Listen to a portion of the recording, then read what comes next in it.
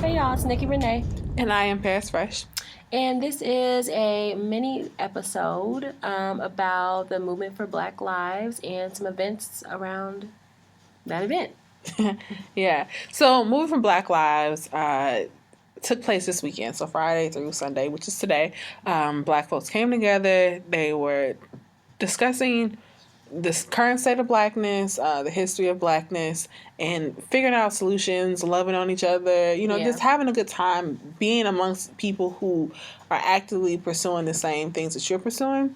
And so that was pretty cool. I wish I would have gone. A few of my friends went, and I found out about it actually like last week, and I was just like, dang, I would love to have gone, but didn't go, unfortunately. But today, earlier in the day, a 14-year-old was arrested. So there's a few different, because this case is very, very new, all the details are pretty much still sticky and murky. So allegedly he was walking around with a container of alcohol. That's one report. And then another report is like, no, he was walking around with water. Another one is that he was walking around with water and Snapple. So exactly what was happening, unsure of that just yet. But what we are sure of is that police officers picked the wrong day to be fucking with black kids, because it was a packed university and some black folks who down with it, right? So they went over, I say 300 to 400 protesters, attendees of the Movement for Black Lives, went over and they were protesting, asking the police, let the boy out of, what is it called? What? They were asking that the police release the boy. Okay. And so then the police, of course, would not. And so apparently some police officers then thought the best option would be to pepper spray the crowd.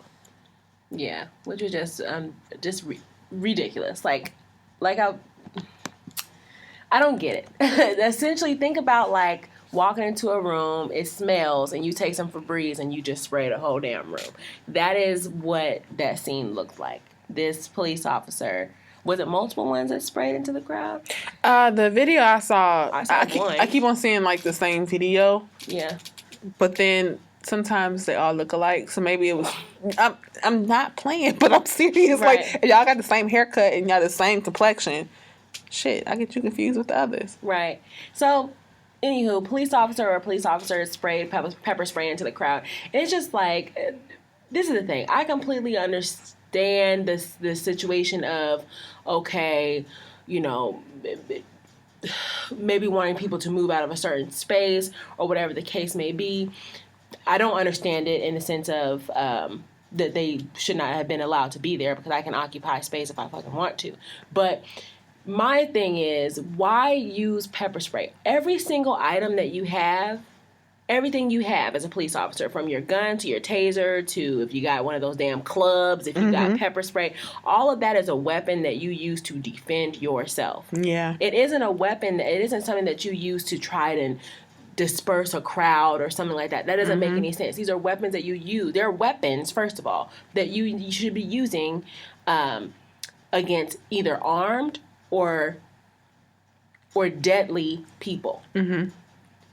A group of people just doing a little bit of shouting are not deadly. I think that it was really a whole thing of, I told y'all to move, and how dare you not do what I told you to do. Right.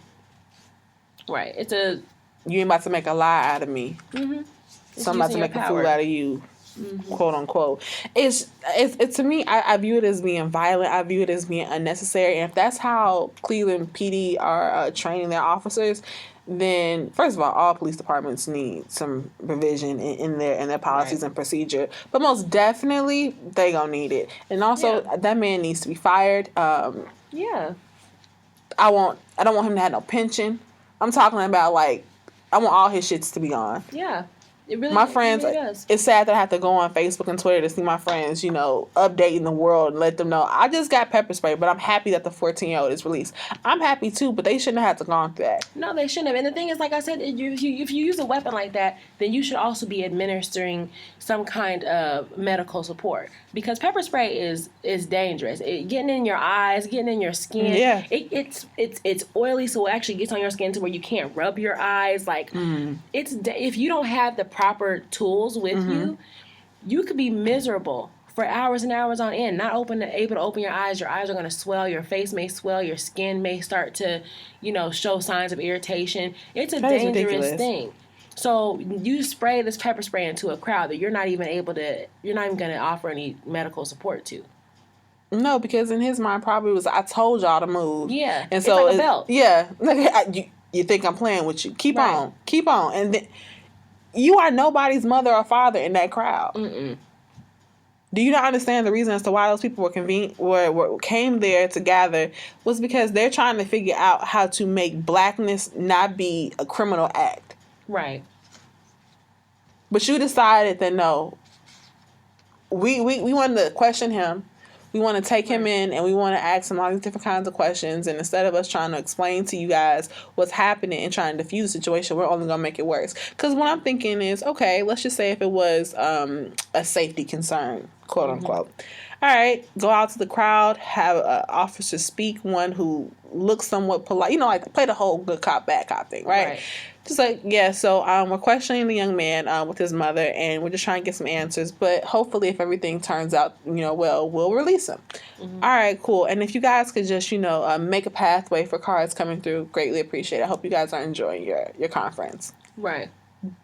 That would be better. You know what I'm saying? Because you're speaking to me as if I'm a human being rather than barking orders at me. Right. And being frustrated with me. It's like it doesn't make any sense. And you're in a position of customer service at the end of the day still. You know what I mean? I pay you. Yeah, you're in a position of customer service. So it's just like if you're working customer service over the phone, if your customer gets mad and starts yelling at you, you don't yell back. You actually talk in a softer tone. Yeah.